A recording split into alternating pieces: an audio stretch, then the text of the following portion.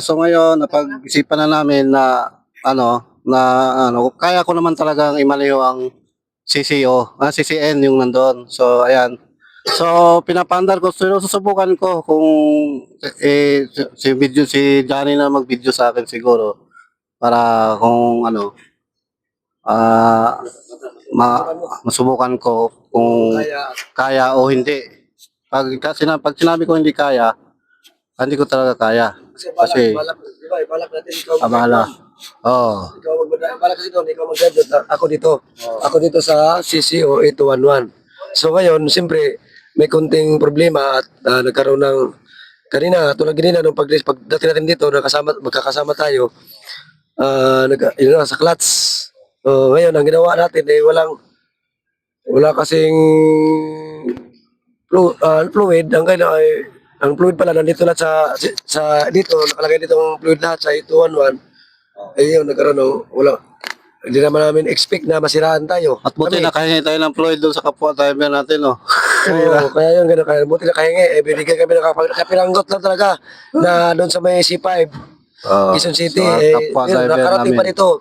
Traffic pa yung dito sa may sa may Packet ng tulay dyan, Pasig River ba yun?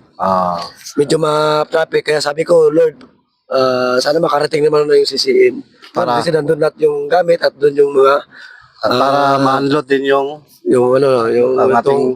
itong container. ma-unload yung mga Para yung LP, hindi naman magagalit sa company.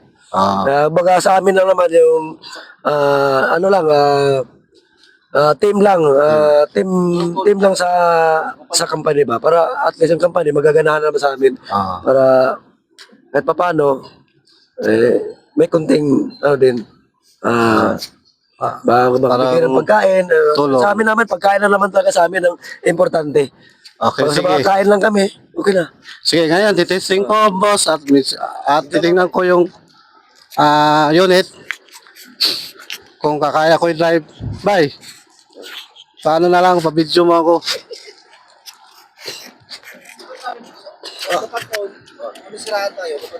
Titesting ko yung unit na to.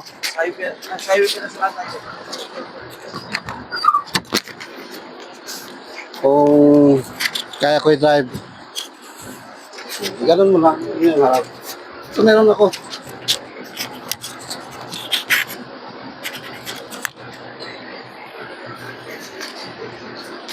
So,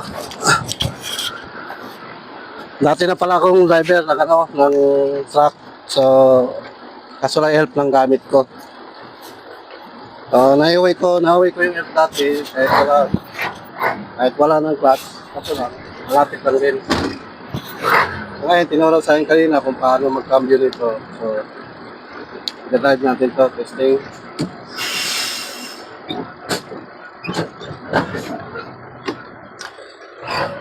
So, ayan, pinapandar ko na.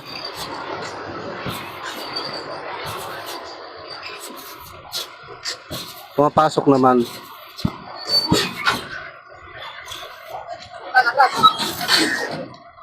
So, ayan. Oo nga.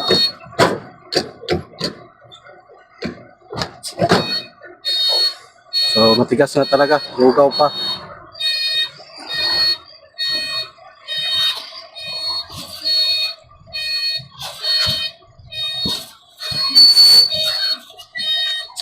Yan o, matigas.